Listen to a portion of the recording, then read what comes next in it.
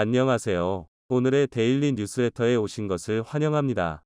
1. 중국인은 차별을 받는다. 2. 우간다에서 한국의 기적. 3. 시진핑이 수조 원 증발했다. 한번 진실을 알아봅시다. 중국이 아프리카 국가들을 속여 땅을 차지한 뒤에 발생한 결과는 매우 심각합니다.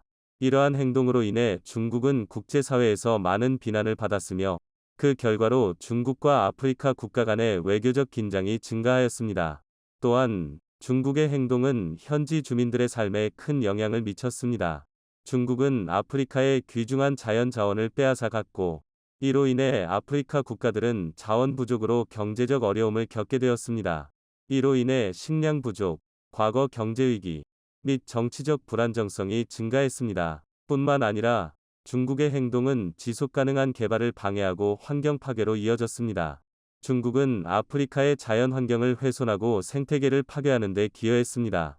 이러한 환경 파괴는 생태계의 균형을 깨뜨리고 생명을 위협했습니다. 결국 중국의 아프리카에 대한 이러한 무책임한 행동은 국제적 분노와 지구 환경 문제를 악화시켰습니다. 최근 중국인들이 해외의 공항에 도착해 받은 대우 때문에 큰 충격을 받았습니다. 이들이 도착한 곳은 아프리카 대륙 한가운데에 있는 국제공항, 엔데베 공항이었는데요. 공항에 있던 현지인들이 자신들이 중국인인 것을 알아채자마자 도끼 눈으로 쳐다보며 험악한 분위기가 되었기 때문입니다. 그런데 정작 함께 도착한 한국인들은 친절한 목소리로 큰 환영을 받는 상황. 중국인들은 도무지 어떻게 된 일인지 상황을 파악할 수가 없었다고 하죠. 우레와 같은 박수. 한국인을 중심으로 많은 우간다인들이 박수를 치며 환호하는 가운데 자리에 참석한 고위 관료들은 물론이고 일반 시민들까지 나서서 한국인을 향해 감사의 인사를 보냈습니다. 그들을 바라보며 한국인도 흐뭇한 표정을 지었습니다. 우간다 유일의 국제공항, 엔테베 국제공항의 개선 사업 종료식의 모습이었습니다. 2013년부터 시작된 협력이 2022년 들어서 비로소 마침표를 찍은 자리였는데요. 거의 10년에 가까운 세월 동안 처음부터 끝까지 한국은 엔테베 공항의 변화를 위해 노력했습니다. 말 그대로 아무것도 없던 엔테베 공항은 이제 당당히 국제공항을 자칭할 수 있을 만큼 깨끗한 공간과 첨단 시설을 갖춘 어엿한 아프리카 허브 공항으로 거듭났습니다. 그리고 이런 허브 공항의 지위를 갖출 수 있게 된 것은 전적으로 한국인들의 도움이 있었기 때문이었습니다. 아프리카 내륙 국가인 우간다 전체의 항공 수송을 담당하고 있는 엔테베 공항의 첫 시작은 매우 미약했습니다. 아프리카 내륙의 물자 및 인구 이동에 있어 핵심이 되겠다는 취지로 세워졌지만 기술도 없고 자원도 없는 아프리카 한복판에서 국제공항 수준의 시설을 갖추는 것은 사실상 불가능했습니다. 특히 복잡한 항공 시스템을 운용하는 데 있어 반드시 필요한 전자 시스템이 없다는 점이 치명적이었죠. 좀 부족한 정도가 아니라 아예 운항 정보를 보드판에 손으로 적어 걸어놓는 수준이었습니다. 이런 식으로 대부분의 정보를 수작업으로 처리하다 보니 당연히 화물 운송에 있어 오류가 빈번하게 나왔고 처리 속도 역시 늘어졌기에 항공사들은 엔테베 공항을 이용하려고 하지 않았습니다. 우간다에 반드시 가야 하는 사람이 아니고서야 아무도 찾아오려 하지 않게 되자 당연히 엔테베 공항은 만년 적자 신세를 면치 못했는데요. 그렇다고 엔테베 공항 현대화를 위해 투자를 하자니 우간다 재정상 그럴 여유가 마땅치 않았습니다. 당시 우간다 대통령이었던 요에리 무세베니는 야심차게 추진한 사업을 반드시 성공시키고자 국제공항 운영 노하우가 있고 항공 서비스 측면에서도 세계적인 수준의 국가를 찾기 시작합니다. 그리고 그가 발견한 곳이 바로 대한민국이었죠. 대한민국의 대표적인 국제공항인 인천국제공항은 개항 이후 고품격 서비스와 선진화된 항공 시스템을 구축하여 전 세계적으로 명성을 떨치는 국제공항이 되었습니다. 인천국제공항의 명성을 전해들은 우간다는 한국의 도움을 받으면 엔테베 공항도 바칠 수 있을 것이라 판단했습니다.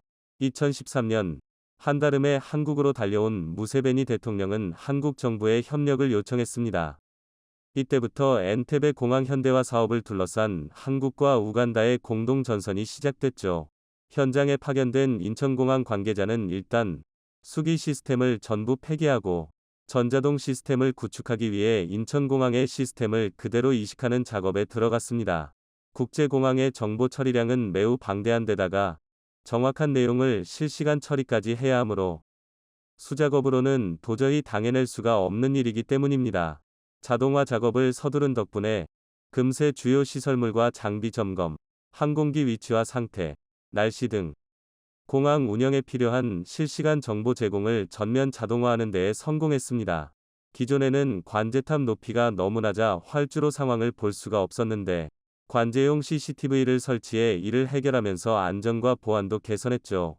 국제민간항공기구 ICAO 가건구하는 성능 기반 항행 PBN 이행률은 당초 목표였던 70%를 훌쩍 뛰어넘어 100%로 상향되었습니다.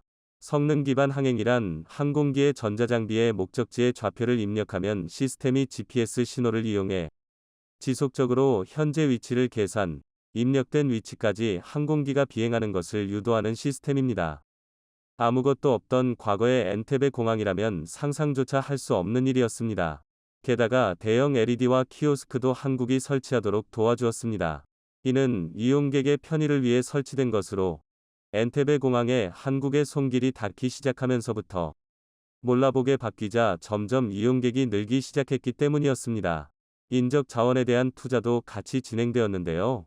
운영에 혼선이 오지 않도록 한국공항공사의 전문가를 우간다에 파견해 직원 및 관계자 69명에게 연수를 제공, 완벽하게 매뉴얼을 숙지할 수 있게 도움을 주었습니다. 이 모든 과정을 끝마치고 자동화된 시스템이 자리를 잡으면서 마침내 엔테베 국제공항은 제대로 된 공항 역할을 할 수 있게 되었고 연간 350만 명이 이용하는 대형 국제공항으로 성장할 수 있었습니다. 한국이 투입한 자본은 10여 년간 133억 원으로 그리 큰 비용을 들이지 않았는데도 엔테베 공항을 훌륭한 국제공항으로 바꿔놓는 노련함에 전 세계가 혀를 내둘렀습니다. 프레드 비아무카마 우간다 건설교통부 차관은 한국의 도움 덕분에 자동화가 완전히 정착되었다 고 말하며 신속 정확한 공항이 된 엔테베 공항은 세계 화물 운송의 중심이 될 것이라고 찬사를 아끼지 않았습니다. 이렇듯 한국이 전수해준 노하우가 아니었다면 우간다가 감히 국제공항을 꿈꿀 수 없었을 텐데요. 인천공항은 다년간의 운용 노하우를 적극적으로 활용, 엔테베 공항 외에도 제3세계 여러 국가를 상대로 공항 서비스 교육 및 선진 시스템 이식을 지원해왔습니다. 2009년 이라크 아르빌 신공항 운영에도 인천공항은 컨설팅을 지원하며 일찍부터 한국식 공항 서비스를 타국에 이식하는 사업에 성공했습니다. 이라크의 쿠르드 지방정부와 3,150만 달러, 하나로 441억 원 규모의 컨설팅 계약을 맺고 2014년까지 정보통신, 기계설비, 전력, 항행시설 등 인천공항이 가진 노하우를 전수해줬죠. 덕분에 아르빌 신공항은 이라크의 대표적인 국제공항이 될 수 있었고 많은 외국인 관광객 역시 유치할 수 있는 공항이 되었습니다. 운영한 지 겨우 10년밖에 되지 않았던 인천공항이 세계 각국의 국제공항 개발 및 운영 사업에 참여할 수 있었던 것은 단기간에 서비스 품질 1위 국제공항으로 올라섰기에 가능한 일이었습니다. 여타 선진국의 오래된 공항들이 단연간 쌓은 노하우보다 인천공항이 더 앞섰던 것이죠. 인도네시아 자카르타 공항에도 안전 분야 기술을 지원했고 수라바야 공항 운영 지원 사업, 필리핀 마닐라 공항 제3터미널 기술 지원 사업 등 수도 없는 공항 건설 및 서비스 운영에 직간접적으로 개입하며 한국 공항의 우수한 운영 노하우를 전 세계에 알렸습니다. 덕분에 유럽과 미국, 러시아, 중동 국가를 막론하고 한국에 도움을 요청하는 국가가 끊이질 않았고 우간다 역시 이 도움을 찾아왔던 것인데요. 인천공항은 세계 공항 서비스 평가에서 12년 연속 1위를 차지하며 이러한 수출 실적을 뒷받침하고 있습니다.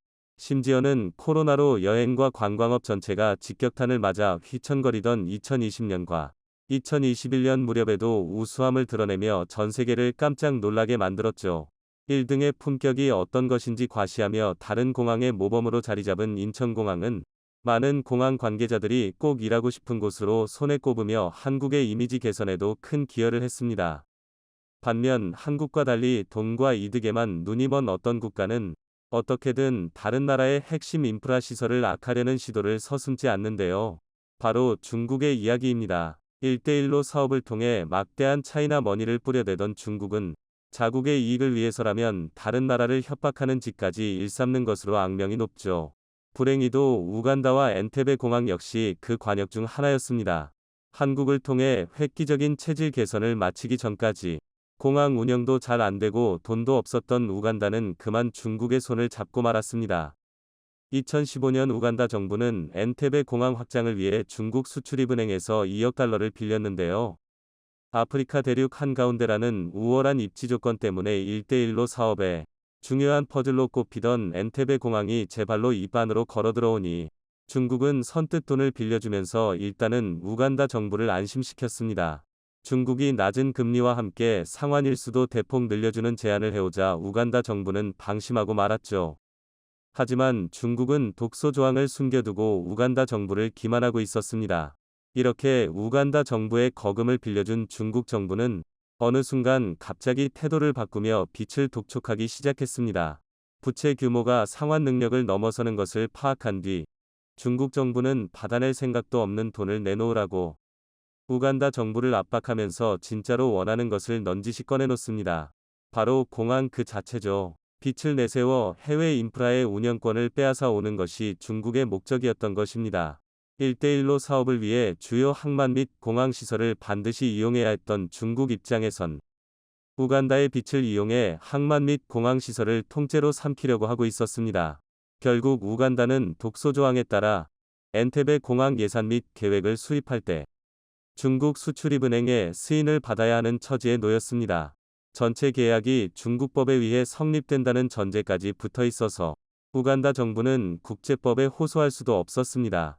거리낄 것이 없어진 중국은 아예 공항 수위 중 일부를 부채 상환 준비금으로 직접 정수하는 조항까지 삽입하며 범죄 조직이나 할 법한 일을 국가 단위로 자행하며 행패를 부리기 시작했습니다.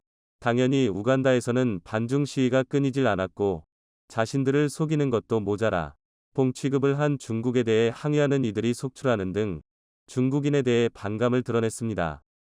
고와 반대로 우간다인들은 엔테베 공항의 현대화를 위해 함께 노력하고 헌신한 한국에 대해서는 진심으로 감사를 표하며 완전히 다른 태도를 보였던 것이죠.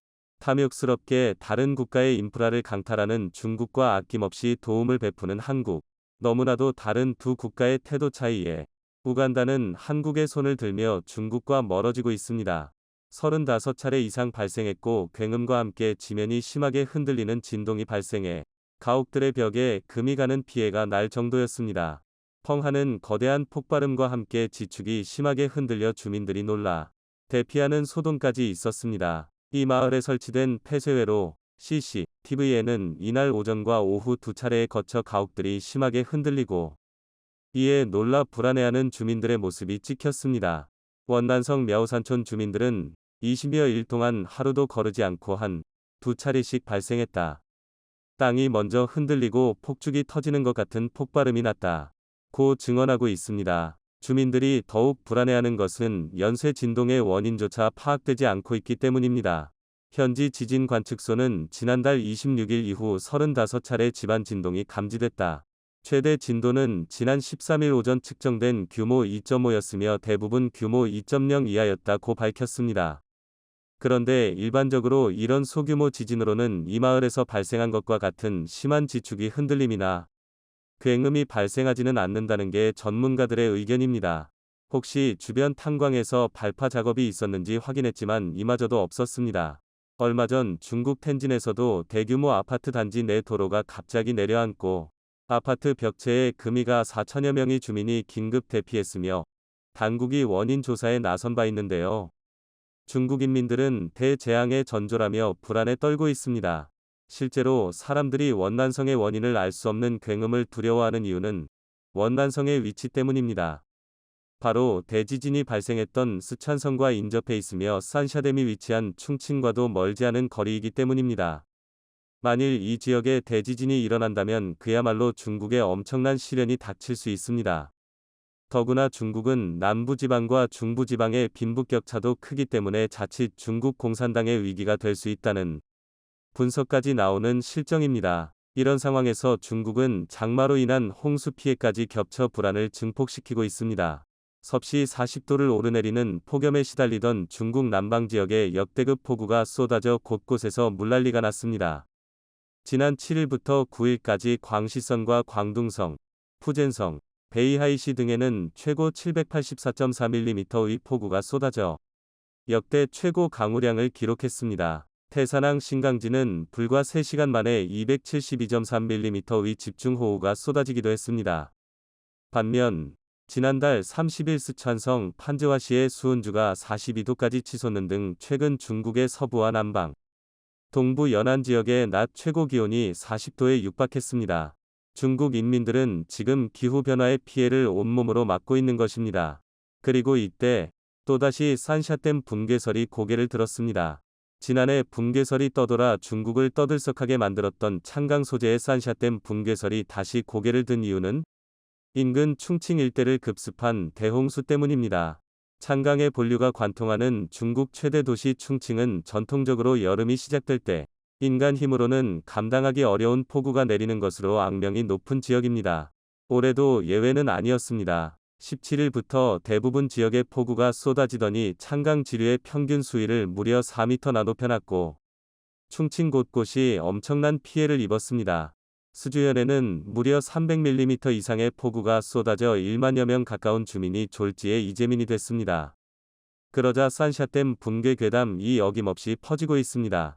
산샤댐과 아주 가까운 후베이성 이창, 의루, 에도 폭우 경보가 내려진 현실을 보면 괜한 것만은 아니라는 게 이 지역 주민들의 걱정입니다. 더구나 지난해보다 분위기가 더 흥흥해질 것이란 전망이 지배적입니다. 올해는 예년보다 훨씬 일찍 폭우가 급습한 데다 더 많은 양이 내릴 것으로 예상되고 있기 때문입니다. 지난해 산샤댐이 일부 타격을 입었다면 올해는 전체적으로 내구력이 약화됐을 가능성이 없지 않은 만큼 앞으로 붕괴 괴담은 훨씬 더 구체화될 수도 있습니다. 장마철만 되면 제기되는 산샤댐 붕괴설. 이제 샨샤댐은 중국의 최대 자랑거리 중 하나가 아니라 애물단지로 전락해가는 느낌입니다. 중국 재해당국은 산샤댐이 100년 이상을 견딜 정도로 안전하다는 것을 홍보하느라 열을 올리고 있지만 민심이 흥흥해지는 것을 어쩌지는 못하고 있습니다. 산샤댐 붕괴설은 불안한 중국 남부 인민들의 마음을 대변하고 있는 것으로 최근 이상기후로 몸살을 앓고 있는 중국의 현실과 맞닿아 있습니다. 중국 대륙은 지금 극단적인 이상기후로 몸살을 앓고 있습니다.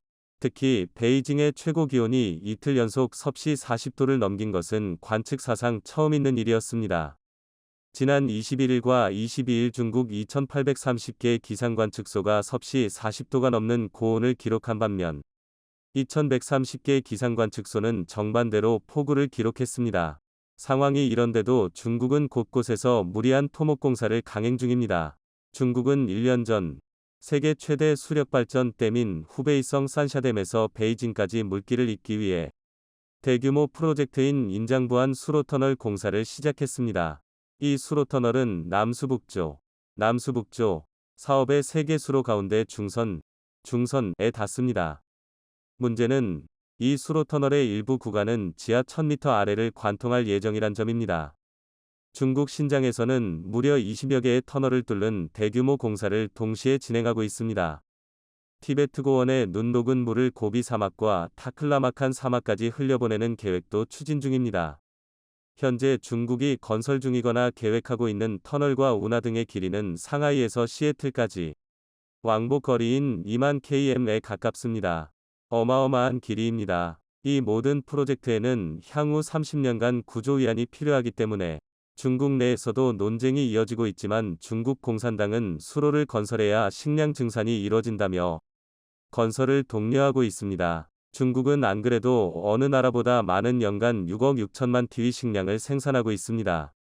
하지만 14억 인구의 높아진 생활 수준을 충족하고자 연간 1억 T 이상의 곡물을 수입하고 있습니다. 이래서 수로를 건설해 버려진 땅 약 75만 km를 농경지로 전환하겠다는 겁니다. 이 땅은 남미 칠레보다 큰 규모의 땅입니다. 하지만 문제는 이런 대규모 수로 건설이 중국의 지형을 바꿀 수 있고 전혀 예기치 못한 부작용을 낳을 수 있다는 전문가들의 경고를 무시한 채 진행되고 있다는 점입니다.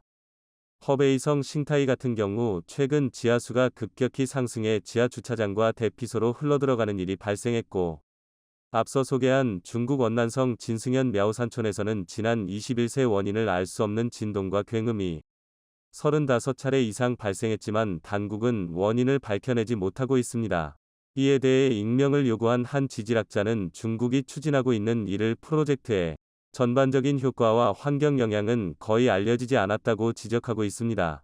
환경 영향 평가 같은 것은 아예 고려하지 않는 겁니다.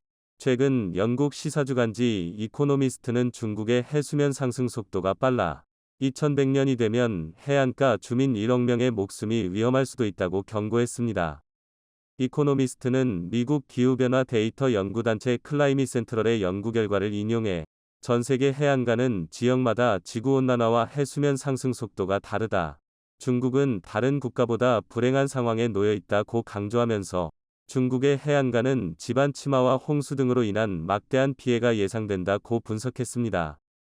이미 중국의 해수면은 1993년 이후 매년 평균 4mm씩 상승하고 있습니다. 이는 전 세계 평균 상승률인 3.4mm보다 빠른 수준입니다. 전문가들은 만일 현재 수준의 탄소 배출량이 지속될 경우 2050년에 해안가 홍수 사태가 발생한다면 중국 GDP의 10% 수준인 32조 위안, 약 5,800조 원에 달하는 생산량이 감소할 것이라고 경고하고 있습니다. 이것은 중국 공산당의 치명적 재앙이 될 것입니다. 이미 자연재앙은 진행 중입니다. 태평양과 맞닿아 있는 중국 남부 해안과 동부 해안, 중국 광둥성 선전시 일부 지역은 매년 74mm씩 지반이 침하하는 등 일부 도시에서는 지반 침하 현상으로 해수면 상승 속도보다 더 빠르게 땅이 가라앉고 있습니다. 이런 상황에서도 무리한 산을 뚫고 지하에 수로를 만드는 토목공사를 강행 중인 중국. 그럴수록 산샤댐 붕괴 괴담과 같은 흥흥한 괴담을 더욱 늘 수밖에 없습니다. 중국이 세계 최장 길이의 수로터널 건설에 성공한다 해도 그 이후에 있을 자연의 역습을 어떻게 막을 수 있을지 우려가 쇄도하고 있습니다. 2025년 한국 전투기의 본격적인 초고속 납품이 시작된다. 한국에서 주문한 신형 전투기가 도착하면 남은 미그 29 전투기 모두를 우크라이나에 보내겠다. 폴란드 두다 대통령. 최근 한국 방산의 빠른 납품이 유럽에서는 큰 화제가 되고 있습니다. 폴란드는 미그 29 전투기를 한국의 FA-50과 미국 F-35로 대체할 예정으로 지난해 한국의 FA-50 48대를 주문했습니다. 한국은 폴란드와 계약한 FA-50 48대 중에 타 50블록 1을 부분 변경해 12대를 먼저 납품하고 폴란드 요구사항에 맞춰 새롭게 제작해 36대를 2025년부터 2028년까지 전달해주겠다고 했습니다. 1차적으로 납품하는 12대는 올해 8월 2대를 시작으로 12월까지 총 12대를 납품 완료할 예정입니다. 그런데 올해 안에 납품하는 12대의 FA-50을 두고 폴란드의 빠른 전투기 도입 의지에 따라 납품 간격을 메운다는 의미의 갭필러라고 부르고 있습니다. 한국은 그만큼 지금 전력의 공백을 빠르게 메울 수 있는 기회이자 수단이 되고 있습니다. 그런데 FA-50 또한 K2 전차처럼 초도 물량이 예정된 8월보다 3개월 앞당긴 5월에 전달할 예정으로 국내 항공 관계자는 FA-50 초도 물량을 빠르게 인도하면 K방산의 장점인 빠른 납기를 보여주는 또 다른 사례가 될 수 있다. 라고 말했습니다. 이렇게 되면 인근 국가인 슬로비키아, 체코 등에서도 K방산에 대한 관심이 더욱 커질 것이라고 했습니다. 실제 슬로바키아는 지난해 국방부 장관이 방한해 FA-50에 대한 관심을 공개적으로 표명하고 오전 900억 규모의 도입을 검토하고 있습니다. 이렇게 한국산 무기를 빠르게 도입하면서 군사전력을 키우고 있는 폴란드는 자신들이 새 유럽의 리더라고 전명하고 나섰습니다. 마테우슈 모라비에츠 폴란드 총리는 11일 미국을 방문해 백악관에서 해리스 부통령을 만났습니다. 모라비에츠 폴란드 총리는 러시아와의 관계에서 옛 유럽은 실패했다. 하지만 러시아 공산주의가 어땠는지 기억하는 새 유럽이 있다. 폴란드는 바로 이 새 유럽의 지도자다.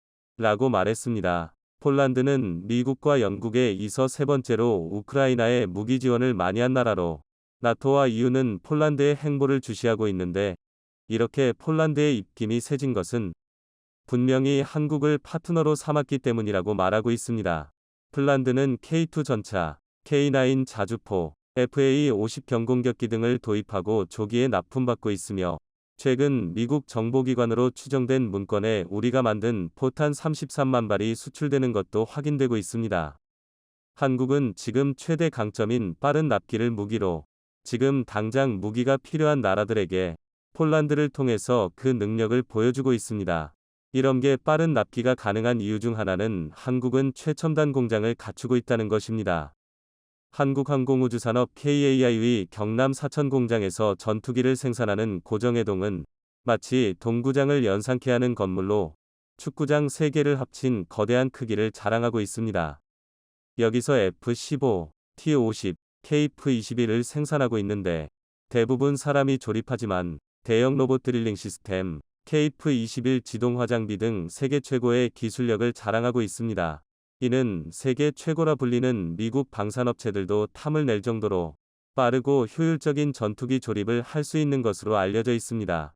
FA-50은 2개의 생산 라인을 가동하면 월 최대 5대를 생산할 수 있다고 했습니다. 미국도 놀란 기술력을 갖춘 한국의 전투기 제조 공장에서 또다시 FA-50을 폴란드에 빨리 인도하면 신속한 납품 능력을 자랑하는 한국은 더욱 급부상할 전망입니다. 한국 무기의 세계 시장 점유율이 지난 2018-2022년까지 2.4% 뛰면서 점유율의 퍼센트 변화율이 무려 74%로 평가되었습니다. 전문가들은 이는 FA-50 때문이라고 말하고 있습니다. FA-50을 지난해 폴란드에 48대, 올해 2월 말레이시아에 18대를 수출하면서 수개월 만에 5조 4천억 원의 실적을 몰렸기 때문입니다. FA-50 때문에 우리나라는 세계 항공기 시장에서 2022년 이후 납품 전망 순위가 3위로 뛰었습니다. 전 세계 방산 시장의 거의 절반을 차지하는 항공기 시장에서 한국의 속도 전략은 제대로 먹이고 있습니다. 우크라이나는 최근 탄약 부족으로 5월에는 러시아 전투기가 상공을 지배할 것이라고 했습니다. 우크라이나군의 대공미사일 O-300 미사일이 거의 바닥났다는 것입니다. 또한 최근 중국은 대만 포위 훈련 마지막 날 12시간 동안에만 군용기 91대를 동원해 무력 시위를 벌였습니다. 역대 최단시간 최대 규모의 무력 시위로 이날 무력 시위에 동원된 중국 군용기는 Su-30과 J-10-11로 16 전투기 등과 H-6 폭격기 등 식별된 중국 군용기 숫자로는 역대 최대 규모였습니다. 이렇게 국제 정세가 불안해지면서 각국들은 가장 먼저 신형 전투기를 도입하려는 가운데 한국의 조기 납품을 눈여겨보지 않을 수 없는 상황이 되었습니다. 그런데 군사 전문가들은 FA-50이 빠른 생산 속도와 조기 납품과 동시에 보고 있는 것이 KF-21이 놀라운 개발 속도입니다. KF-21은 최근 단거리 공대공 무장분리 시험에 성공하면서 포스트 KF-21에 대한 논의가 이뤄지고 있습니다. 앞으로 KF-21을 F-35처럼 개량하고 인공지능 정보융합 무인기 등 4차 산업혁명 기술을 갖춘 6세대 전투기로 개발하자는 것입니다. 그런데 최근 대만에게 계속 위협을 가하는 중국이 한국의 KF-21을 견제하면서 예상 못한 보도를 내놓으며 한국의 행동을 경계하는 모습을 보이고 있습니다. 최근 중국 소후닷컴에서는 한국이 4,000개의 핵탄두를 위한 충분한 핵물질을 비축하고 있으며 한국 정부가 이를 곧 사용할 것이라는 징후를 보였다고 보도했습니다. 한국이 실제로 핵무기를 만들 가능성은 높지 않지만 충분히 위협적이어서 견제해야 한다고 말했습니다. KF-21이 개발 속도가 빠르게 진행되는 가운데 중국이 한국의 핵무기 제조 가능성에 대해서 집중하는 이유 중 하나는 KF-210I 만들어지고 무장 관련 개발 과정에서 일찌감치 전술 핵무기 탑재를 고려해야 한다는 말이 나왔기 때문입니다. 국내에서는 미국 측과 협의를 통해서 핵무기 통합 인증을 추진해야 한다는 의견이 니온 바 있습니다. 국내 한 전문가는 전술 핵 운용을 위해서는 항공기의 별도의 동합 및 인증 절차가 필요한데 F-15, 16 모두 핵무기 운용 능력을 통합한 사례가 있으니 기술적으로 어려운 문제라기보다는 안증의 문제라고 했습니다. 지금 상황에서는 분명 이것은 한반도 비핵화에 의배되지만 국내와 미국 일부에서는 대북 확장 억제 차원에서 핵공유를 추진해야 한다는 목소리가 나오고 있기에 앞으로 이에 대한 고려도 시도될 수 있다는 주장이 제기되고 있습니다. 지난해 한국국방연구원 두진호 조비연 선임연구원은 우크라이나 전쟁과 러시아의 핵무기 사용 가능성, 시사점 및 한국의 대응 방향 보고서에서 확전 상황에 대비해 한국형 핵 공유 체제 추진을 검토할 필요가 있다며 구체적으로 미국이 최근 개발한 저위력 핵탄두 W76E를 한국의 잠수함과 최근 시험 발사에 성공한 SLBM 잠수함 발사 탄도미사일에 탑재해 운용해야 한다. 최근 시험 발사에 성공한 SLBM 잠수함 발사 탄도미사일에 탑재해 운용해야 한다. 또 F-35 전투기를 기반으로 미국의 산형 B-61-12 저위력 중력 폭탄을 공유받는 공중 기반 핵 공유 체제도 고려할 수 있다. 라고 말하기도 했습니다. 지금 중국이 두려워하는 것은 한국이 핵무기를 개발할 수 있는 능력도 있지만 미국이 허용만 하면 KF-21에도 전술핵 무기를 달 수도 있다는 사실입니다. 그런데 이렇게 군사적인 위협뿐만 아니라 중국은 한국산 전투기가 수출되면서 자신들의 수출 시장이 위협받을 것이라고 우려하고 있습니다. 중국의 군사 전문가 앤서니 용은 지난해 홍콩 일간 사우스 차이나 모닝 포스트 SCMP와 인터뷰에서 한국이 KF-21을 생산한 것을 놓고 전투기 분야에서 중국과 경쟁할 만큼 성장했다는 점을 의미 있게 바라봤습니다. 앤서니 월은 KF-21이 성능이 좋다면 한미 군사동맹을 고려할 때 중국의 일정한 위협이 될 수 있다고 하며 앞으로 국제시장에서 한국의 전투기가 중국의 전투기와 직접적으로 수출 경쟁을 벌일 가능성도 있다고 전망한 바 있습니다. KF-21은 이미 한국산 경전투기 FA-50을 구입한 나라들은 차후 도입할 가능성이 높은 나라들로 분류되고 있는데 최근에는 KF-21이 예상밖의 모델이 큰 인기를 끌 수 있다는 말이 나오고 있습니다. 지난 3월 KF-21 합재기 모델인 KF-21 네이비와 이를 탑재하는 중형항모 개발 가능성을 타진하는 정책 연구를 하고 있다는 사실이 알려졌습니다. 실제로 일각에서는 KF-21N 함재기에 대한 설계 연구가 상당 부분 진척되었다고 했습니다. 몇 해 전부터 미국산 F-35 함재기의 가격이 엄청나기 때문에 국산 모델로 대체하자는 이야기가 나왔는데 KF-21N 자체 개발로 가져다주는 이득이 엄청날 것이라고 말하고 있습니다.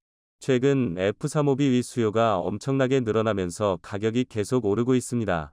당초 F-35B형은 미 해병대 353대, 영국 공군 138대, 이탈리아 해공군이 30대 구입할 예정이었는데 여기에 호주, 스페인, 터키도 약 100여 대를 도입하겠다고 나섰기 때문입니다. 2020년 싱가포르에 판매된 F-35B 대당 가격은 2억 2,916만 달러, 약 2,682억 원. 었지만 이후 영국은 대당 3천억 원에 사들인 것으로 알려졌습니다. F-35B는 F-35A 기체의 구조와 부풀이 다르고 별도의 정비훈련 지원 인프라가 필요한데 영국은 이 때문에 F-35B 대량 도입 포기를 검토한 바 있습니다. F-35B가 필요하지만 너무나 비싸다는 것입니다. 하지만 KF-21N이 도입 예상 가격은 1,500억 원으로 소프트웨어 개선을 비롯한 추가 비용이 필요 없고 또한 이를 수출할 수 있다는 이점이 있습니다. 만약 한국이 KF-21 자체 개발을 한다면 중항모와 함께 한국 해상전력의 핵이 되는 것뿐만 아니라 추후에 KF-21을 도입하려는 국가들에게 수출까지도 할 수 있을 것으로 보고 있습니다. 한국은 FA-50으로 미국 시장을 도전하겠다면서 전 세계 1000대 수출을 목표로 하고 있습니다. 그리고 이제 KF-21이 개발을 서두르며 빠르게 전력화하며 수출까지 모색하고 있습니다. 지금 무기가 빠르게 필요한 나라들은 최고의 생산 속도를 자랑하는 한국에게 러브콜을 보내고 있습니다.